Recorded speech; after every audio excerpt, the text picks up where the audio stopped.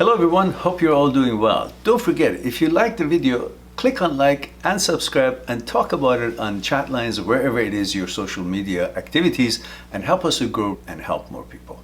I'll talk to you soon. Rani says, okay, so my HOCD has been much better recently. I still had false attraction, but it didn't bother me because I was confident about my sexuality. The problem is that you interpret things. You see, the problem with most people with mental issue is that they interpret in HOCD and so on, they interpret rather than observe, they come to conclusion. You see, the words does not allow the brain to function properly. Because words mean something. The meaning is a conclusion. Therefore, it takes away observation and takes it to conclusion. And the conclusion, you now need to know why. But if there is no conclusion, which there shouldn't be, the words should not interfere with the function of the brain. Brain is trained to see something, experience something, observe something, and that's it. You go on. But when the words and meanings come into the picture of what was visible, what was observed, and give it a certain kind of a connotation, give it a certain kind of a conclusion, a label, and then now you're part of a group or some kind of a conclusion, and you do not agree with it because your values are not there, and you still are not. But the meaning of the word, of what you observe, tries to portray or tell you that you are now as part of a group because the meaning of this word has a certain conclusion attached to it, which makes you pissed off because it's not in line with your values. And you're not part of that conclusion, but you're falling for the meaning of the word, interferes with the observation of the brain, and makes the brain thinks that there's a conclusion here, the interpretation here, and that bugs you.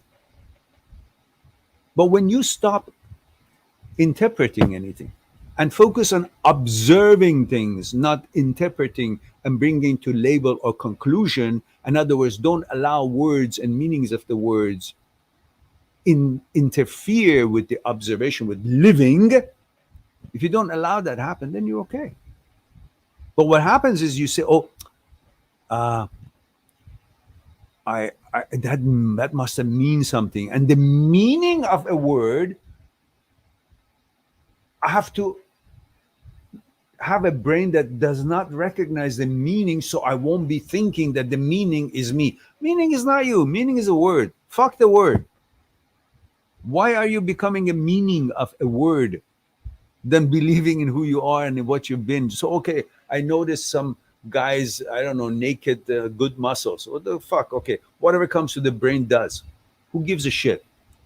I still, my choices and my vetoes and my values tells me who I am, who I'm not, what I'm interested, what I'm not interested. What do I care about the meaning of that, what was interpreted by the brain according to what information is out there and what the narrative of different conclusions supposed to be interfering with the association and interpretation of things that we experience in life, visually or mentally or whatever comes ahead in the streets that we witness. Why? Because we're conditioned to think that the brain is you.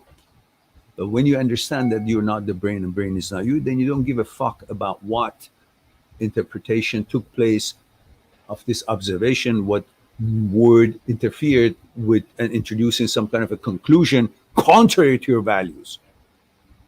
And you don't stick with your values, you think, oh, because there was a suggestion of some meaning of a word in this observation, therefore I must now focus on this rather than focusing on, I don't care, my values are different, and I stick with my values. And says, yes, the feeling you get is because of the thought. Brain is very powerful. When a conclusion or a word or a meaning of a word suggests something, then because the brain is virtual itself, it doesn't have physicality, it's all neurons. Therefore, the brain cannot tell the difference between virtual and actual. So it believes the virtuality, believes the suggestion, image, or idea. And then based on that thinks possibly that's fact because it cannot tell the difference between virtuality and actuality. It makes the body react.